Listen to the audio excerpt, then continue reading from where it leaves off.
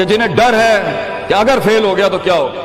جنہیں ڈر ہے اگر نمبر اچھے نہیں آئے تو کیا ہوگا، جنہیں ڈر ہے کہ اگر جاب نہیں ملی آگے تو کیا ہوگا، جنہیں ڈر ہے آگے شادیاں نہیں ہوئی تو کیا ہوگا، جنہیں ڈر ہے اپنے علاقے برادری میں نام نہیں بنا سکا تو کیا ہوگا، جنہیں ڈر ہے کہ فلاں کی چاچے کی تائی کی پھپھو کے پتر کے میرے ساتھ میرا مقابلہ چل رہا ہے اور میٹرک کے اندر اگر میری بی ڈویژن آ گئی تو میرا کیا ہوگا، جنہیں ڈر ہے کہ شاید میں ظاہری لحاظ سے خوبصورت نہیں ہوں، کہیں کوئی انگلی نہ پوائنٹ کر دے، جنہیں ڈر ہے کہ کہیں کوئی پیسے کا تانا نہ مار دے، جنہیں ڈر ہے کہ کسی کو کوئی اوقات یاد نہ دلا دے، جنہیں ڈر ہے کہ کوئی یہ نہ کہہ دے کہ تجھے فلاں نہیں آتا، یوں نہیں آتا، فون نہیں آتا، شو نہیں آتا، جنہیں ڈر ہے کہ کوئی ذلیل نہ کرتے کہ تجھے ویسٹرن کلچر کی پہچان نہیں، جنہیں ڈر ہے کہ کوئی ذلیل نہ کرتے کہ تجھے پنڈوں دیہاتوں کی پہچان نہیں، یہ ڈر جو لوگ صدیوں سے ڈالتے آئے اپنے جھوٹ کو جسٹیفائی کرنے کے لیے کہ کہیں یہاں پر ایک بڑا لیڈر نہ پیدا ہو جائے، کہ کہیں ان کے اندر کا جھوٹ کل کو ان کے سر پہ کھڑا نہ ہو جائے اگر ایک امام کھڑا ہو گیا، تو لوگ اصل میں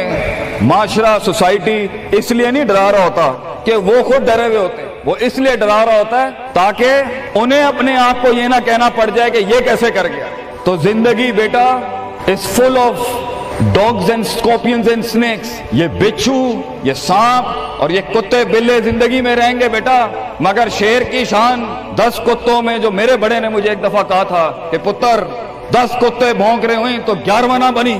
شیر ہوتا ہے بیٹا، وہ اپنی خاموشیوں سے رام کرتا ہے سلطنتوں، وہ اپنی خاموشیوں سے مزاج دیتا ہے لوگوں کو۔